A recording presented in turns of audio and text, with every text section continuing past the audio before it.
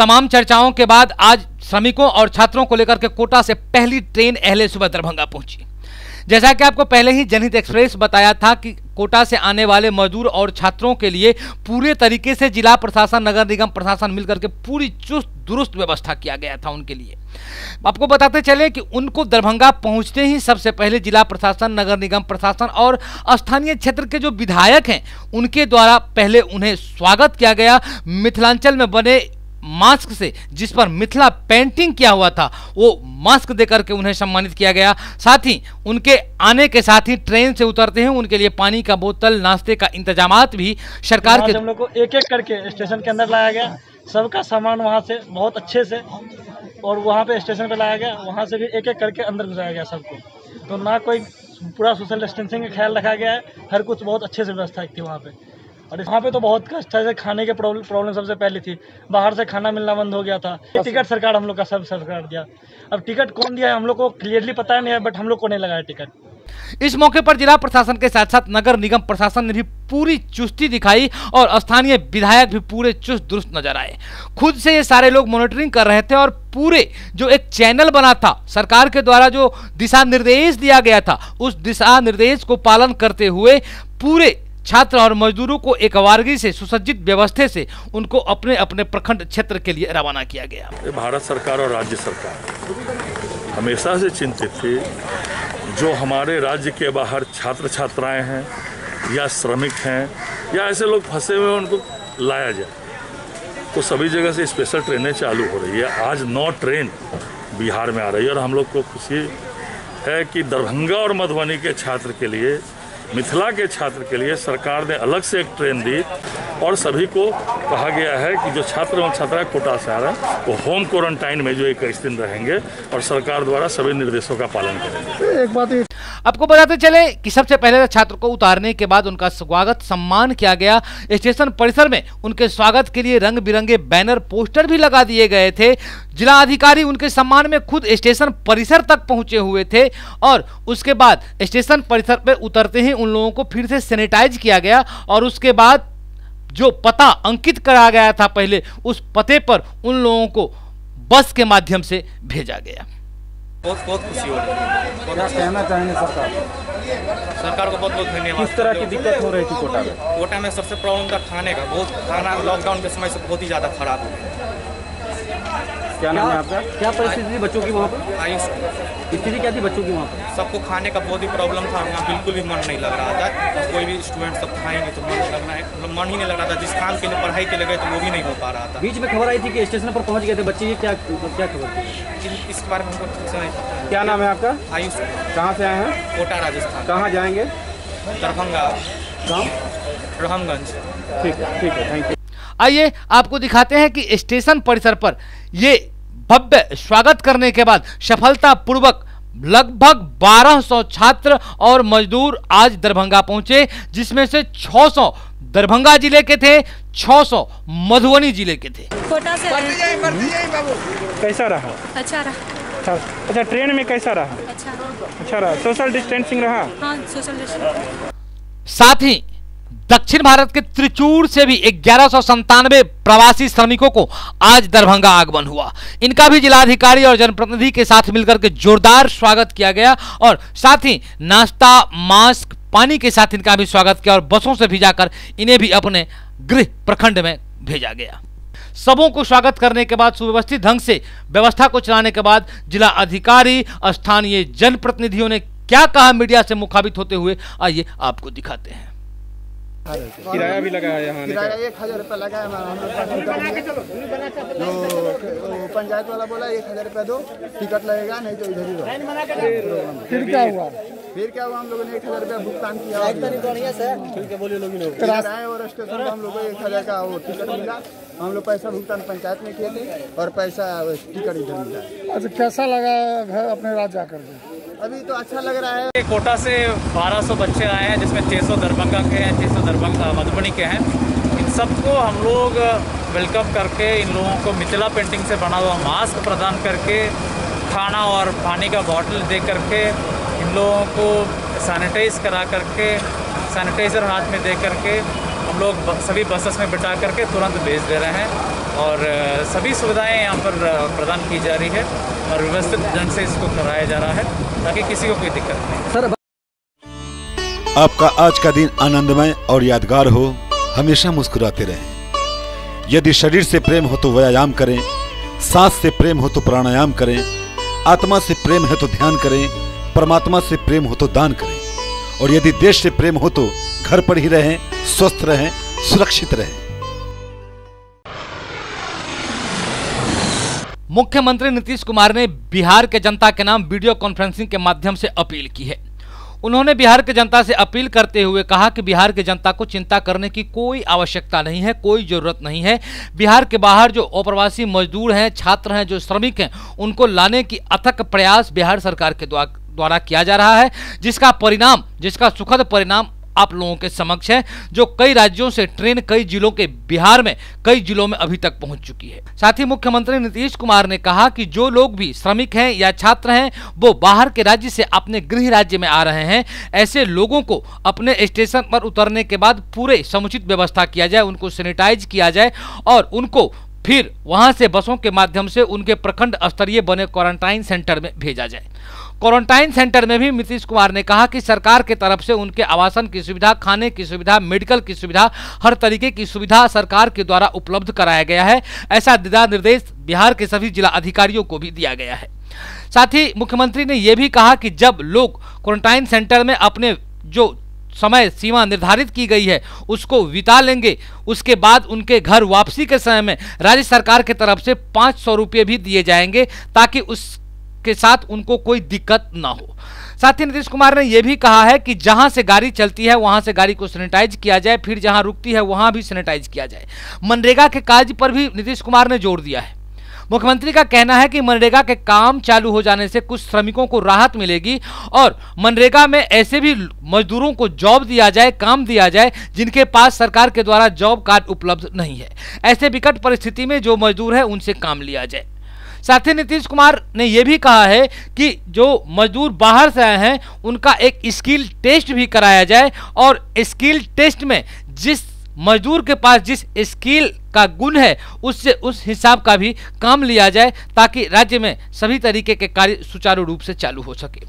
साथ ही उन्होंने कहा कि शिक्षा मद में मिड डे मील का पैसा भी बच्चे के खाते में हस्तांतरित किया जा रहा है।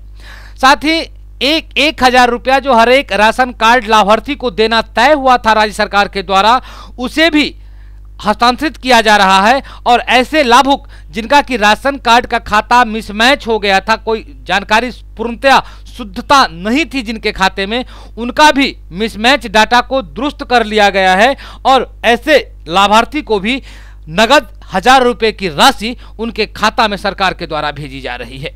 साथ ही उन्होंने ये कहा, पूरे बिहार के जनता से यह भी अपील की है कि अभी जो एकाएक जो दूसरे राज्य से छात्र और मजदूर वापस आ रहे हैं, अगर कोई क्वारंटाइन सेंटर नहीं पहुंच पा रहे हैं, चोरे छिपके अपने घरों में चले जा रहे हैं, तो उन्होंने कहा कि ऐसे लोगों को गांव, समाज, टोला, मोहल्ला को चाहिए कि चिन्हित करके अविलंब प्रशासन को सूचना दे ताकि प्रशासन उन्हें पकड़ करके क्वारंटाइन सेंटर में पहुंचाए। मुख्यमंत्री ये भी कहा है कि लोग इस समय में अपने अधीरता का परिचय दे। जो लोग बाहर से आ रहे हैं स्वतः इस बात को न छिपाएं कि मैं बाहर से आया हूं, वो खुद को डॉक्टर की सलाह ले, क्वारंटाइन सेंटर में जाए। आप सुरक्षित हैं तो समाज सुरक्षित है और आपके सुरक्षा की जिम्मेवारी सरकार की जिम्मेवारी बनती है। इसीलिए इस स्थिति में आप लोग अपने सुरक्षा के लिए सरकार का सहयोग। छात्रों और मजदूरों का किराया बिहार सरकार करेगी वहन। बाहर से आने वाले लोगों को मिली बड़ी राहत। क्वारंटाइन सेंटर पर है समुचित व्यवस्था। बिहार के मुख्यमंत्री नीतीश कुमार ने साफ कर दिया है कि बाहर से आने वाले छात्रों और मजदूरों का किराया बिहार सरकार वहन करेगी। नीतीश कुमार ने कहा कि हम केंद्र सरकार को धन्यवाद देते हैं कि जिन्होंने हमारा सुझाव माना। केंद्र सरकार को इस बात के लिए धन्यवाद देते हैं कि उन्होंने जो हम लोगों का सुझाव था कि रेलगाड़ी के माध्यम से ही हमारे जो प्रवासी बाहर फंसे हुए हैं, बिहार के रहने वाले लोग वहाँ, चाहे छात्र हों या मजदूर हों या कोई पर्यटक हो या कोई भी हो, तो ट्रेन से ही आने की सुविधा उनके लिए बेहतर होगी। की व्यवस्था कर दी गई और पिछले 2 दिनों से ये सिलसिला प्रारंभ भी हो गया। और एक बात और भी हम बता देना चाहते हैं कि इसके बारे में हम लोगों ने जानबूझ करके कोई पहले से घोषणा नहीं की, क्योंकि हम लोगों का विश्वास, हमारी सरकार का विश्वास काम करने में। अब जो कोटा से ट्रेन आना शुरू हुआ, एक बात की जानकारी देते हैं कि उसके लिए जो भी स्टूडेंट आ रहे हैं उनको कोई रेल का भाड़ा नहीं देना है। राज्य सरकार रेलवे को पैसा दे रही है और वो यहाँ पर आ रहे हैं। सीएम हर हालात पर बनाए हुए हैं नजर। कोरोना के लक्षण मिलने पर तुरंत कराएं जांच। मुख्यमंत्री नीतीश कुमार का निर्देश। सोशल डिस्टेंसिंग का सभी करें पालन। मुख्यमंत्री नीतीश कुमार ने आगे कहा कि बाहर से आ रहे सभी लोगों की स्क्रीनिंग कराई जा रही है और जिनमें लक्षण मिले उनकी तुरंत टेस्टिंग भी कराई जा रही है। तो जो लोग भी आएंगे यहाँ, उनके लिए जिस स्टेशन पर रेल गाड़ी आएगी वहां से जो जहां के निवासी हैं उनके प्रखंड मुख्यालय में ले जाया जाएगा। यहाँ थोड़ी जांच करके और उस प्रखंड मुख्यालय में उनके लिए पूरा का पूरा क्वारंटाइन सेंटर बनाया गया है और इंतजाम किया गया। वहां उनको 21 दिन तक रहना है और 21 दिन तक रहने के बाद जब वो निकलेंगे तो उस समय उनको जहां फंसे हुए थे जिस राज्य में, वहां से यहां आने में जितना भी पैसा लगा, रेल का भाड़ा या अन्य प्रकार से उनको पैसा लगा वो, और हम लोग जो क्वारंटाइन सेंटर में सब तरह का इंतजाम किया, उनके रहने का, उनके भोजन का, आवासन का, उनके चिकित्सा का, सब कुछ देखने का। और जहां जहां भी क्वारंटाइन सेंटर बनाया गया है हम लोगों ने इंतजाम किया है, हमने निर्देश दिया है और इंतजाम किया। उसी हिसाब से वहां पर लोगों के स्नान के लिए, शौचालय के लिए सबका प्रबंध किया गया है। सीएम नीतीश कुमार ने कहा कि जब मजदूर या बाहर से आए लोग 21 दिन बाद क्वारंटाइन सेंटर से निकलेंगे तो उनको यात्रा में लगे किराया खर्च के अलावा 500 रुपए दिए जाएंगे। इसके लिए न्यूनतम 1000 रुपए की राशि तय की गई है। और जब वो निकलेंगे 21 दिन के बाद तो आने में उनको जितना भी खर्च हुआ बाहर से और उसके अलावे 500 रुपया और राज्य सरकार उनको देगी और मिनिमम 1000 रुपया हर व्यक्ति को जो बाहर से आएंगे उनको दिया जाएगा। और आप जानते हैं जो हमारे बिहार के लोग बिहार के बाहर थे उनको हम लोगों ने 1000 रुपया देने का निर्णय किया और जो भी उनका एप्लीकेशन आया उस पर विचार करते हुए लगभग 19 लाख लोगों को दिया जा चुका है।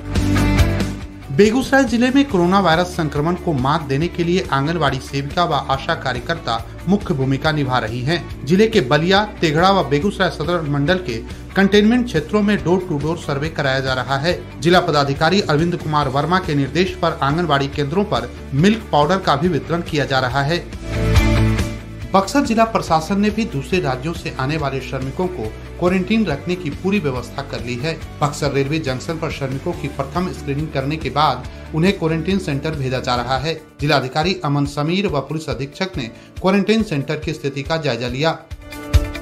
कोरोना वायरस संक्रमण काल में आम लोगों को समय पर सरकारी सहायता प्राप्त हो, इस बाबत भागलपुर जिला प्रशासन ने समीक्षा बैठक की। जिलाधिकारी प्रणव कुमार ने निर्देश देते हुए कहा कि राशन कार्ड डाटा एंट्री का काम 100% पूरा कर लिया जाए ताकि लाभार्थियों को सरकारी योजनाओं का लाभ मिल सके। अन्य राज्यों व हॉटस्पॉट क्षेत्रों से जिले में आने वाले प्रवासी मजदूरों को क्वारंटीन रखने के लिए अररिया जिला प्रशासन ने खास बैठक की। जिलाधिकारी प्रशांत कुमार ने मुखिया, सरपंच व जनप्रतिनिधियों के साथ समीक्षा बैठक की। जिलाधिकारी ने जनप्रतिनिधियों से क्वारंटाइन सेंटर में व्यवस्था बनाए रखने में सहयोग की अपील की है। मुजफ्फरपुर जिलाधिकारी ने रेलवे स्टेशन व पॉलिटेक्निक कॉलेज का निरीक्षण किया। जिले में 5 मई को केरल से खुलने वाली ट्रेन मुजफ्फरपुर स्टेशन पहुंचेगी। जिलाधिकारी डॉक्टर चंद्रशेखर सिंह ने बाहर से आने वाले व्यक्तियों का निबंधन व स्क्रीनिंग करने का निर्देश दिया है। मधुबनी जिला कई हिस्सों से नेपाल सीमा से लगती है। जिलाधिकारी डॉक्टर नीलेश रामचंद्र ने भारत नेपाल सीमा पर लॉकडाउन की स्थिति का जायजा लिया। उन्होंने स्थानीय अधिकारियों को सीमा पर और भी अधिक चौकसी बरतने का निर्देश दिया है। दरभंगा जिला प्रशासन लाभार्थियों का उनका हक दिलाने के लिए प्रतिबद्ध है। जिलाधिकारी त्यागराजन एसएम ने निर्देश दिया कि त्वरित गति से राशन कार्ड के सभी मिसमैच डाटा का मिलान कर लिया जाए। उन्होंने कहा कि सरकार ने लॉकडाउन से प्रभावित सभी लाभार्थियों को राशन व नगद सहायता देने की प्रतिबद्धता जताई है। खगड़िया जिला प्रशासन ने भी अन्य राज्यों से आने वाले प्रवासी श्रमिकों की स्क्रीनिंग की पूरी व्यवस्था कर ली है। जिलाधिकारी आलोक रंजन के निर्देश पर प्रखंड स्तर पर क्वारंटाइन सेंटर में सभी मेडिकल सुविधाएं दुरुस्त कर ली गई हैं। क्वारंटाइन सेंटर में रहने वाले लोगों को दैनिक उपयोग के सामान अलग अलग उपलब्ध कराया जाएगा।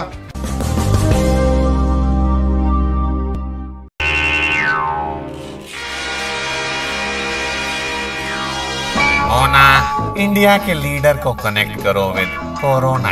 Okay boss.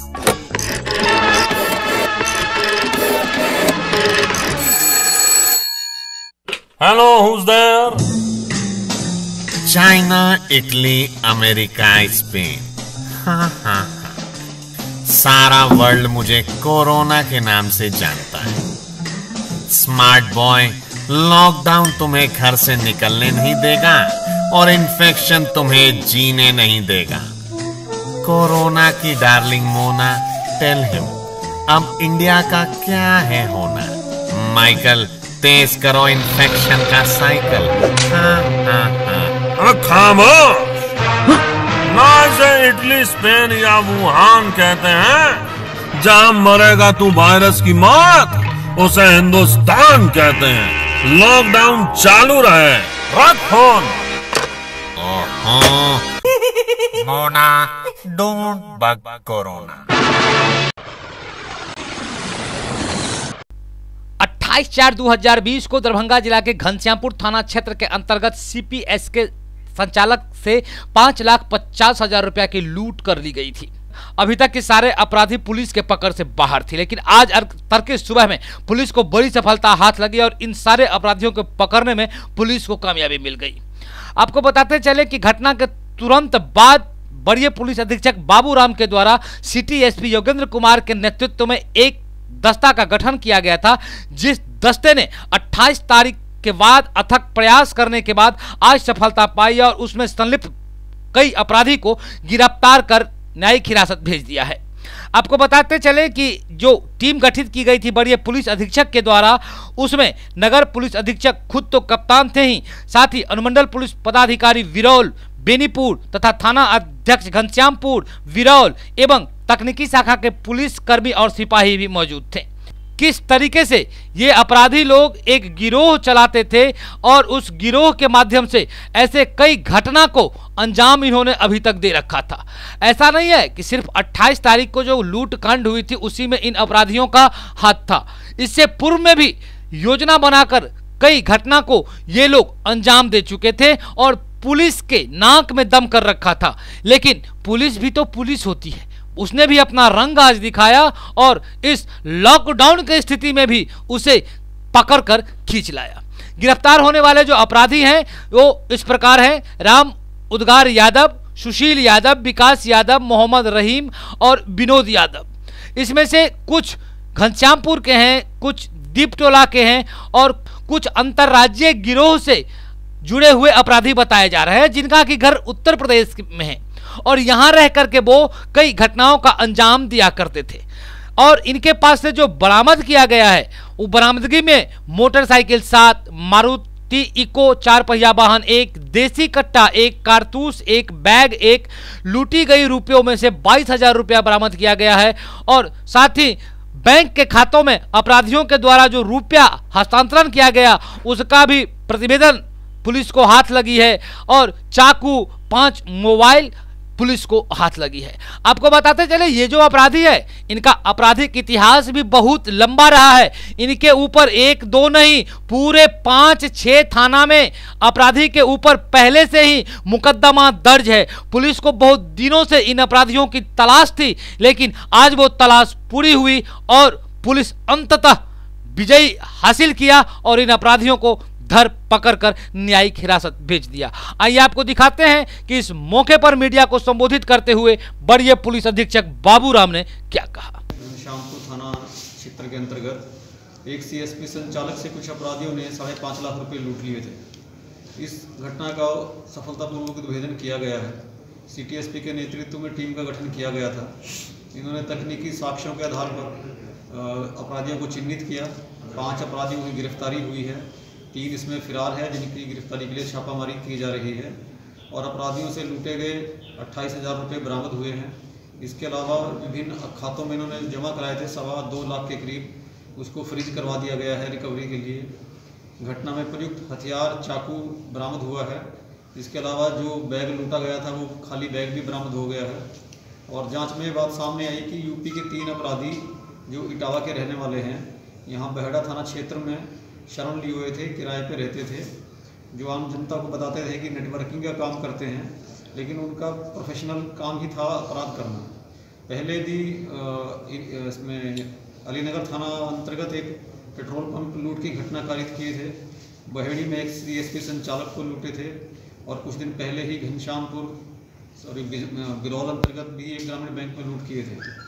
इसके अलावा इनके पास से 7 चोरी की मोटरसाइकिल बरामद हुई है। जांच में बात सामने आई है कि ये लोग मोटरसाइकिल चोरी और लूट का भी काम करते थे और उन गाड़ियों को सहरसा के एक मिस्त्री हैं, गैराज व्यवसायी, उनके माध्यम से खपाते थे। तो इसमें जांच की जा रही है कि ये 7 गाड़ियाँ किस किस क्षेत्रों से उन्होंने चुराई है और इनके इंजन चेसिस नंबर के आधार पर आगे ही कार्रवाई की जाएगी। इसके अलावा जो 3 इटावा के अपराधी फरार हैं, इटावा से भी इनका आपराधिक इतिहास खंगाला जाएगा कि वहाँ भी ये हो सकता है काफ़ी सारी घटनाओं में वहाँ वांछित रहे हों। तो सर इस गैंग के जो मुख्य सरगना है वो अभी पुलिस की गिरफ्त में है या फिर अभी बाहर है? जो यहाँ का जो मुख्य सरगना है राम उदगार यादव, वो पुलिस के द्वारा गिरफ्तार किया जा चुका है। जो यूपी के जो 3 लोग हैं वो भी फरार हैं, लेकिन यहाँ पर जो पूरी कॉन्स्पिरेसी की जो उन्होंने पूरी योजना बनाई, उस सब को हम लोगों ने पर्दाफाश करके यहाँ लोकल जो उनको जिन्होंने शरण दी उन सब लोगों को गिरफ्तार कर लिया गया। सर ये लोग अपराध की घटना देख के फिर ये लोग कहाँ निकल जाते थे? सुशील यादव नाम का एक स्थानीय यहाँ व्यक्ति है जिनके यहाँ ये किराए पर रहते थे, इन्होंने ही इनको शरण दिया हुआ था और अपराधी घटना कारित करने के बाद इनके यहाँ ही ये शरण लेते थे। इनके द्वारा ही इनको पुलिस की गतिविधि की जानकारी दी जाती थी और अपने यहाँ छिपा कर रखने का काम किया जाता था। इन लोगों का आपराधिक इतिहास भी जो भी ये मैंने आपको घटना 3-4 बताई हैं, पेट्रोल पंप लूट, ग्रामीण बैंक लूट, CSP संचालक के यहाँ लूट, मोटरसाइकिल चोरी, इतनी घटनाएं भी सामने आई है और भी सभी थाना से इनका आपराधिक इतिहास खंगाला जाएगा। तो सर ये गैंग सिर्फ दरभंगा में ही वारदात को अंजाम देता था या फिर दूसरे शहरों में? अभी तक तो जो घटनाएं सामने आई हैं वो दरभंगा जिला से संबंधित हैं, लेकिन और जिला को भी हम लोग सूचना देंगे और कहीं और के भी अगर केस होंगे तो उसमें भी इनको रिमांड कराया जाएगा। शहर में विधि व्यवस्था को देखते हुए जिला प्रशासन के आदेश पर सघन वाहन चेकिंग अभियान चलाया जा रहा है, जो अभियान शहर से लेकर गांव और सुदूर क्षेत्र तक विभिन्न चौक चौराहों पर चलाया जा रहा है। आपको बताते चलें कि जैसा जनहित एक्सप्रेस न्यूज आप लोगों से ये बार बार कह रही है कि कहीं ना कहीं से आम जनता एक साथ 2 कानून का उल्लंघन कर रहे हैं। एक तो लॉकडाउन घोषित कर दिया गया है, ऐसे स्थिति में बिना वजह के घर से निकलने पर पाबंदी लगा दी गई है। उसके बाद जो वाहन चालक हैं, जो वाहन स्वामी हैं, उनके द्वारा भी नियम कानून को, कायदे को ताक पर रखा जा रहा है। आप स्वतः टीवी स्क्रीन पर देख सकते हैं जो यातायात के जो कुछ नियम हैं, उसूल हैं, ट्रैफिक रूल्स जिसे कहते हैं, उसका कहीं ना कहीं से अनुपालन नहीं हो रहा है। यातायात नियम के उल्लंघन करने वाले लोगों से तो चालान काटा ही गया, साथ ही लॉकडाउन नियम का जो उल्लंघन कर रहे थे ऐसे व्यक्तियों को भी चालान काटा गया। कुछ इसमें ऐसे भी व्यक्ति थे जिनके पास गाड़ी के कागजात, लाइसेंस, नो पोल्यूशन, इंश्योरेंस, सारा जो व्यवस्था होता है वो सारा व्यवस्था का पुख्ता इंतजाम था, बावजूद उनको 500 रुपए की चालान कटानी पड़ी। इस बाबत जब उन्होंने डिटेल्स जानकारी ली, पता चला कि हमारे गाड़ी के आगे नंबर प्लेट नहीं है। यातायात नियम में यह भी शामिल है कि अगर हम गाड़ी से चलते हैं, चाहे वो 2 पहिया वाहन हो या 4 पहिया वाहन हो, नंबर प्लेट आगे पीछे दोनों होना चाहिए। तो आज ऐसे भी लोगों से चालान काटा गया जिनका गाड़ी में नंबर प्लेट आगे नहीं लगा। ये क्या चीज़ का चालान कटा है आपका? ये चालान कटा है, हम बैंक से आ रहे थे सारा मोहनपुर से, तो बागमोड़ चौक पे वहाँ पे देखे कि बहुत गाड़ी सब रुका हुआ है, तो हम सोचे कि गाड़ी का पेपर ऊपर देखेगा। मेरे पास हेलमेट था, जूता था, हम मास्क लगाए हुए थे, तो गाड़ी रोका, हम लगा दिए साइड में। बोले कि फ़ाइन कटवाइए, तो हम बोले सर किस चीज़ का फ़ाइन? तो मतलब कि कुछ बोलने के लिए तैयार ही नहीं था। बोला चालान पहले कटाओ, उसके बाद पता तुमको मालूम होगा कि किस चीज़ का चालान कट रहा है। तो हम एक व्यक्ति से पूछे तो बोला भाई साहब आपके गाड़ी में आगे में नंबर नहीं लगा हुआ है, इसी का 1000 का चालान। आपको कटवाना ही पड़ेगा। आपकी गाड़ी के पीछे नंबर प्लेट था? जी, नंबर प्लेट मेरे गाड़ी के पीछे लगा हुआ है। इससे पहले इसकी जानकारी थी आपको कि नंबर प्लेट आगे लगाना है? इससे पहले हमको जानकारी नहीं थी।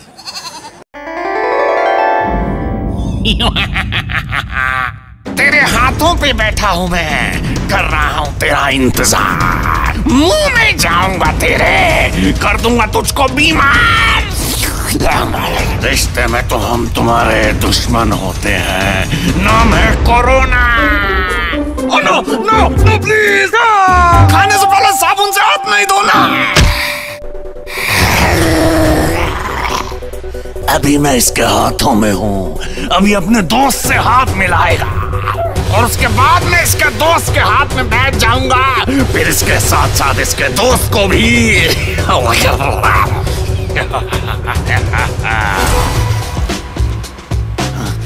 अरे ये क्या हो रहा है? नमस्ते नहीं करनी थी, हाथ मिलाना था। तेरे मुंह के अंदर मेरा प्यारा सा आशियाना है, जैसे ही तू छींकेगा मुझे आसपास फैल जाना है। कोरोना का इलाज पूरी दुनिया के साइंटिस्ट ढूंढ रहे हैं, लेकिन कोरोना से बचना मुश्किल ही नहीं, नामुमकिन है। अरे ये क्या, इन्होंने तो मास्क लगा लिए और दूर दूर से बात कर रहे हैं। मरेंगे, बचाओ।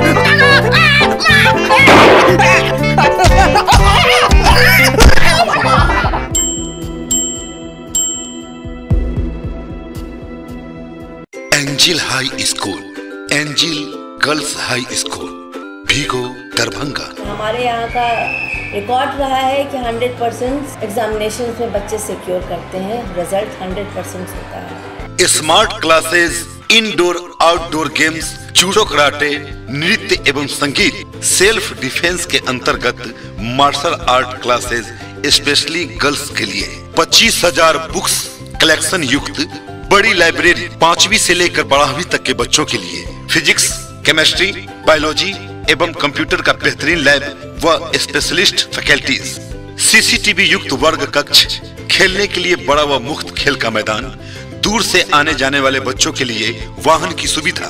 PPL कार्ड जो भी बच्चों का है उसमें इस ईयर भी 10 स्टूडेंट्स फ्रॉम स्टैंडर्ड 1 फ्री में उनका एडमिशन्स होगा और उनको जो भी फैसिलिटी प्रोवाइड की जाएगी वो एंजल हाई स्कूल करवाएगी। और इन सभी कारणों से मैं जो देख रहा हूँ अपने एंजल हाई स्कूल में जितने भी एजुकेटेड लोग हैं वो अब आहिस्ते आहिस्ते हमारी तरफ खींचते चले आ रहे हैं।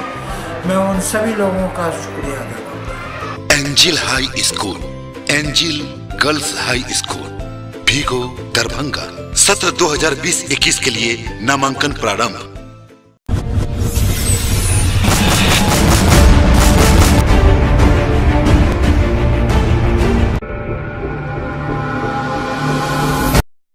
Manners Public School Senior Branch Dilawarpur Darbhanga. हमारे यहाँ बच्चों के लिए पठन पाठन की उत्तम व्यवस्था, अनुभवी शिक्षकों द्वारा दी जाती है बेहतर शिक्षा। और ये सेव हुआ। बच्चों के खेलने के लिए मुफ्त खेल का मैदान, हॉस्टल की भी उत्तम व्यवस्था, हॉस्टल में रहने वाले छात्रों के लिए शुद्ध एवं पौष्टिक भोजन की भी उत्तम व्यवस्था है। Hello friends, my name is Anisha Kumari, I read in class 6। मैं अपने स्कूल के बारे में बताना चाहती हूँ। मेरा स्कूल बहुत अच्छा है। यहाँ पे अलग अलग चीज़ सिखाई जाती है, कला प्रतियोगिता होती है, स्पोर्ट्स होते हैं और यहाँ पे कंप्यूटर लैब, स्मार्ट क्लासेस है और स्कूल से बहुत खुश हूँ। मैनर्स पब्लिक स्कूल में अच्छा से अच्छा शिक्षा देना चाहते हैं। शिक्षा के माध्यम से हम बच्चे को जिस क्षेत्र में जाना चाहते हैं, चाहे वो मिथिला पेंटिंग हो, चाहे वो मतलब ड्राइंग हो, जो भी है कला हो, जिस क्षेत्र में हमारे बच्चे जाना चाहते हैं उसके लिए हम तत्पर रहते हैं। बच्चों के उज्जवल भविष्य के लिए एक बार Manners Public School Senior Branch में जरूर नामांकन करवाएं। सत्र 2020-21 के लिए नामांकन प्रारंभ। मैं मैनर्स पब्लिक स्कूल के निर्देशक उमेश कुमार यादव बोल रहा हूँ। मैनर्स पब्लिक स्कूल मैंने अपने इस पिछड़े हुए इलाके के विकास के उद्देश्य से यहाँ स्थापना किया था और उस विकास में हमेशा मैं तत्पर रहता हूँ। इस स्कूल के बच्चे बहुत आगे बढ़े हैं।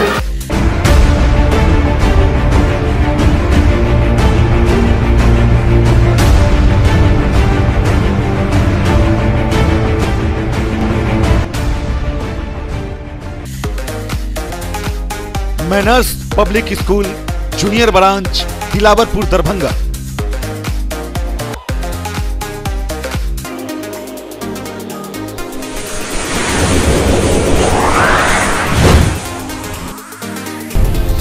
हमारी विशेषताएं लगातार कम शुल्क में उच्च कोटि की शिक्षण व्यवस्था। सुसज्जित एवं विकसित कक्ष। मैं ऋषिकेश कुमार, उप निर्देशक manners Public school Dilawarpur Junnar Darbhanga. शिक्षा मनुष्य की बेसिक चीज होती है। ये विद्यालय 2 जनवरी 1995 से स्थापित है। मेरे बच्चे एक अच्छे स्कूल में पढ़े। योग्य एवं अनुभवी शिक्षक एवं शिक्षिका, हिंदी, अंग्रेजी, संस्कृत एवं उर्दू में से 3 भाषाओं का अध्यापन। कंप्यूटर लैब, CCTV से युक्त वर्ग कक्ष, जिसमें हमारे बच्चे उस शिक्षा को ग्रहण कर अपनी उज्जवल भविष्य की ओर अग्रसरित होते हैं। विज्ञान प्रयोगशाला, पुस्तकालय की व्यवस्था।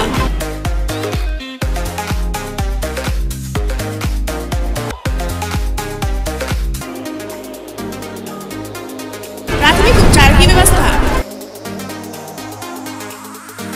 मैं Kalpana Kumari, प्रधानाध्यापिका manners Public school की ओर से आप सभी अभिभावकों का तहे दिल से शुक्रिया करती हूँ, जो आप लोगों ने मेरा अभी तक इतना सहयोग किया है और आगे भी आपसे उम्मीद करती हूँ कि आप हमारे उम्मीद में आप सहयोग हमेशा बनाए रखेंगे। अंकन के लिए 2020 और 21 सत्र के लिए आप लोग हमसे फिर से एक बार संपर्क करें।